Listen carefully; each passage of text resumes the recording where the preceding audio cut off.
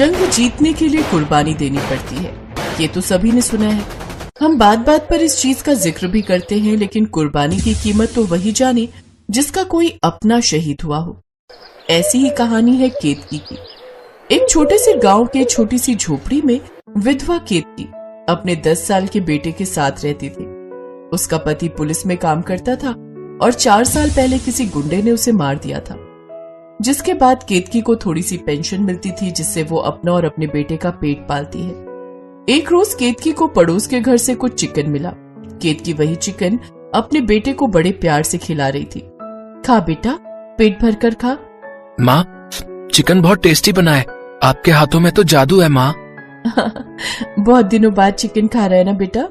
हाँ माँ, बहुत दिनों बाद खा रहा हूँ। क्या करूँ बेटा, तेरे पापा के बाद पहले जैसा कुछ भी नहीं रहा। तब तो हर हफ्ते चिकन खाते थे।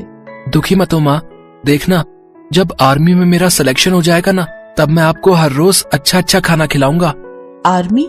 नहीं बेटा, वहाँ बहुत खतरा है। तेरे पिता भी तो पुलिस में थे, क्या हुआ देखा ना? मेरे साथ वैसा नहीं होगा माँ, मैं आर्मी ऑफिसर बनके देश की सेवा करूंगा। सोचो माँ, मेरे पास नौकरी होगी, पैसे होंगे और सम्मान भी मिलेगा। सभी आपको ऑफिसर की माँ कहकर बुलाएंगे। केतकी को यह सब सुनकर तो बड़ा अच्छा लग रहा था, लेकिन उसके मन में एक डर बैठा हुआ था। राहुल पढ़ाई लिखाई में भी अच्छा था और खेल कूद में भी अच्छा था। ऐसे ही वो बड़ा होने लगा और हर साल स्कूल में टॉप करने लगा। 18 साल की उम्र में उसने आर्मी में भर्ती होने का एग्जाम दिया और पहली बार में उसका सिलेक्शन हो गया। माँ, मेरा सिलेक्शन हो गया। माँ, मेरा सिलेक्शन हो गया है, मुझे नौकरी मिल गई है। केतकी की आंखों में खुशी के आंसू आ गए। ये तो बहुत अच्छी खबर है बेटा, मुझे पता था कि तू कर लेगा, मेरा अच्छा बेटा। अब आपको काम करने की जरूरत नहीं है, अब मैं आपके लिए नौकर रखूंगा, आप बस आराम करोगी, ठीक है? ठीक है बेटा, जैसा तू कहे। अब से तू जो बोलेगा मैं वही करूंगी। राहुल की पोस्टिंग पहले तो घर के पास ही हुई। वो हर सुबह काम पर जाता था और शाम को लौट आता था। केतकी उसे टिफिन में कभी रोटी तो कभी पराठा बांध कर देती थी। बहुत दिनों के बाद केतकी को खुशी मिली थी। उसे लग रहा था कि इतने सालों के बाद अब सब कुछ ठीक हो गया है, अब तो खुशी ही खुशी है। एक इंसान को अच्छे से जीने के लिए जो भी चाहिए होता है, केतकी और राहुल के पास सब कुछ था। घर, नौकरी, पैसा, सम्मान, सब कुछ। नौकरी पर आते जाते हुए राहुल हर रोज एक लड़की को बस में देखता था। उसका नाम सुनीता था और वो भी नौकरी करती थी। दोनों के बीच प्यार हो गया और राहुल ने अपनी माँ को ये बात बताई। माँ, मैं एक लड़की से प्यार करता हूँ, उसका नाम सुनीता है और वो भी नौकरी करती है। अरे वाह बेटे, अपने लिए लड़की भी पसंद कर ली। तूने तो मेरा काम आसान कर दिया। अब तेरी नौकरी भी लग गई है ना, अब मैं तेरी शादी करवाऊंगी। सुनीता को एक दिन घर ले आ, मैं भी तो देखूं अपनी होने वाली बहू को। राहुल शर्मा गया। अगले दिन सुनीता उसके साथ घर आई और केतकी के साथ उसकी अच्छी बन गई। बेटी नहीं, बेटी नहीं, बहू। अब से मैं तुम्हें बहू ही बुलाऊंगी, तो फिर मैं भी आपको माँ जी बुलाऊंगी। राहुल और सुनीता की शादी तय हो गई। सब कुछ सही जा रहा था, इतने में बॉर्डर पर जंग छिड़ गई। शादी से एक हफ्ते पहले राहुल के पास चिट्ठी आ गई। अरे ये क्या, बॉर्डर पर जंग शुरू हो गई है, मुझे अभी के अभी वहां जाना पड़ेगा। ये सुनकर केतकी के हाथ पैर ठंडे पड़ गए। क्या, जंग में जाना होगा? लेकिन एक हफ्ते में तेरी शादी है बेटा, ऐसे कैसे? माँ, शादी तो लौट कर भी कर सकता हूँ, लेकिन अभी मुझे जाना ही होगा, ऑर्डर आया है।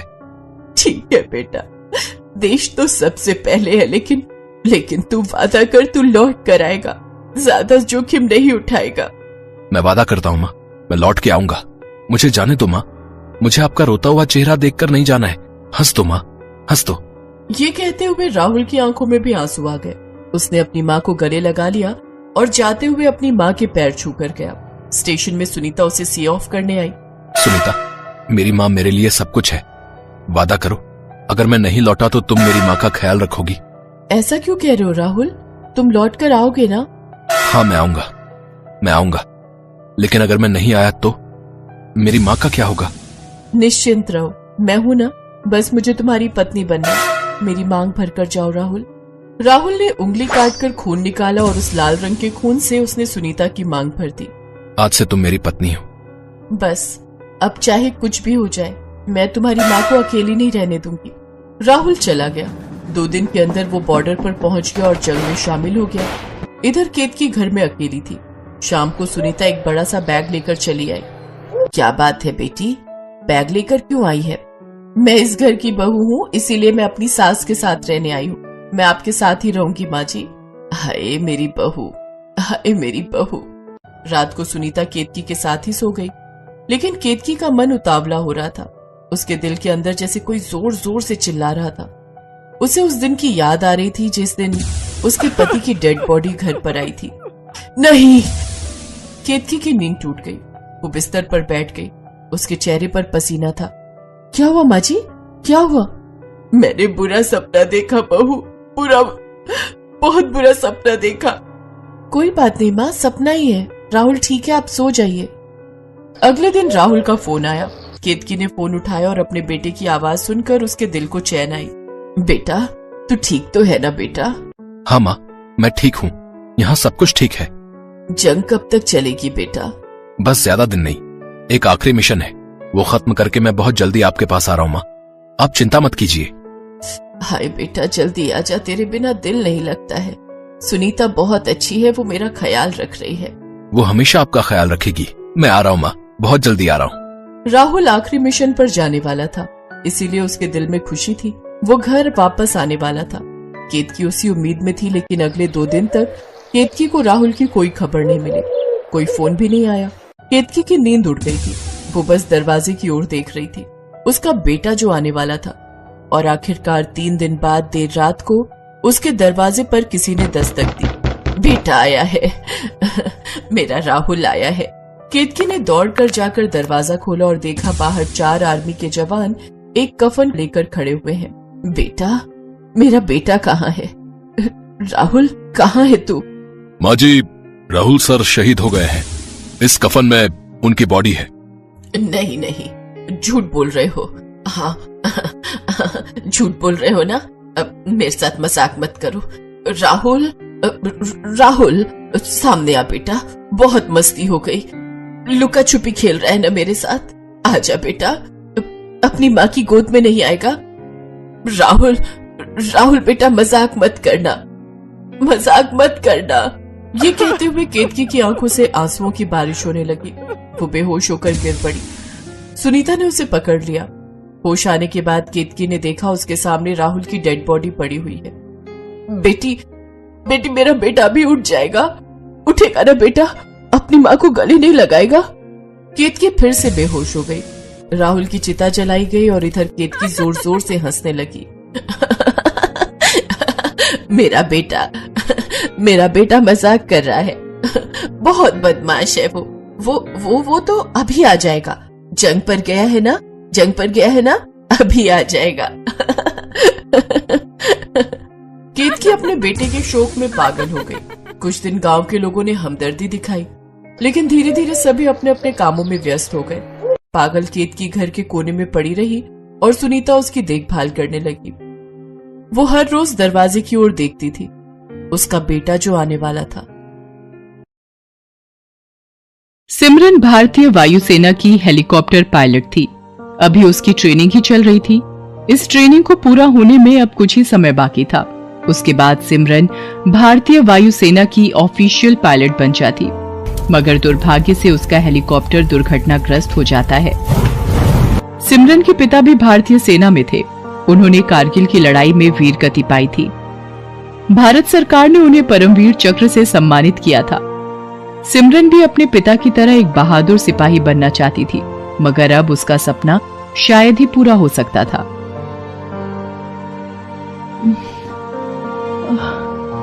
मैं कहाँ हूँ? मैं यहाँ कैसे पहुंची सर? सिमरन माय सन, हिम्मत से काम लो। तुम एक बहादुर पिता की संतान हो। सिमरन को कुछ समझ नहीं आया। तभी उसकी नजर अपने पैरों पर पड़ती है। उसके दोनों पैर कटे हुए थे। उसके मुंह से एक चीख निकल जाती है। नहीं! ये सब कैसे हो गया सर? ये सब कैसे हो गया? तुम जिस हेलीकॉप्टर से अभ्यास कर रही थी, उसमें कुछ खराबी आ गई थी और वो हेलीकॉप्टर दुर्घटनाग्रस्त होकर खाई में जा गिरा था।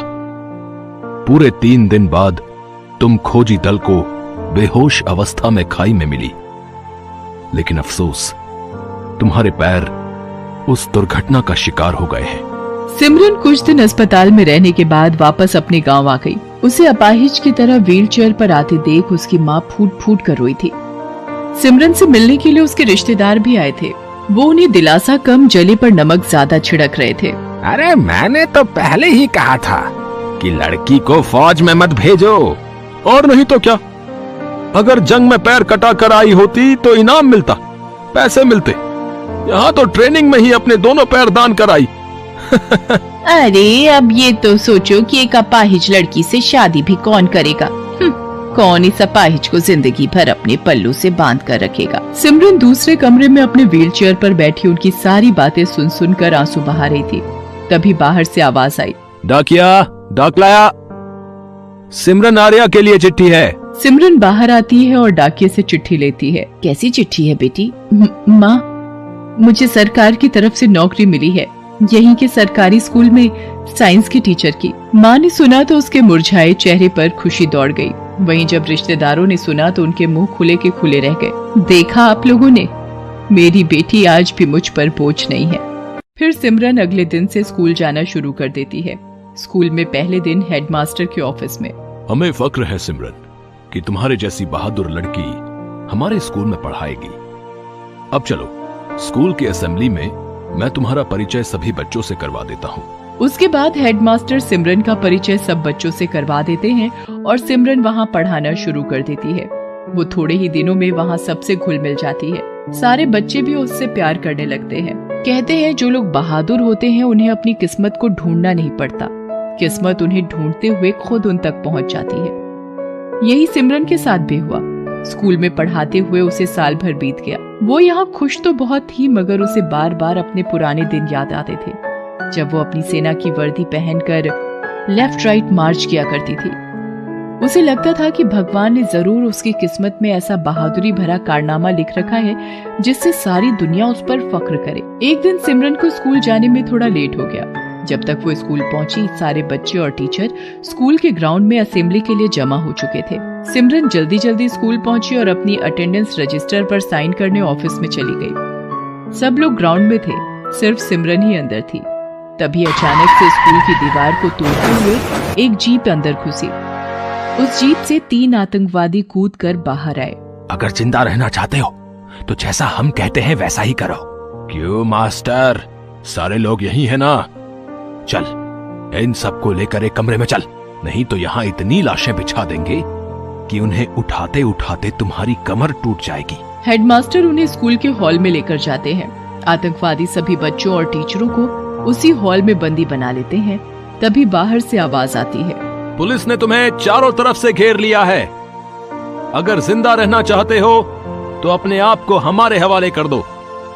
अब तुम बचकर नहीं जा सकते, इसलिए कोई गलती मत करना। गलती तो तुम मत करना, वरना यहाँ से एक एक बच्चे की लाश भेजना शुरू कर देंगे। अपने आदमियों को बोल दो कि हथियार फेंक दे और अपनी सरकार से बात करके हमारी मांगे पूरी करवा।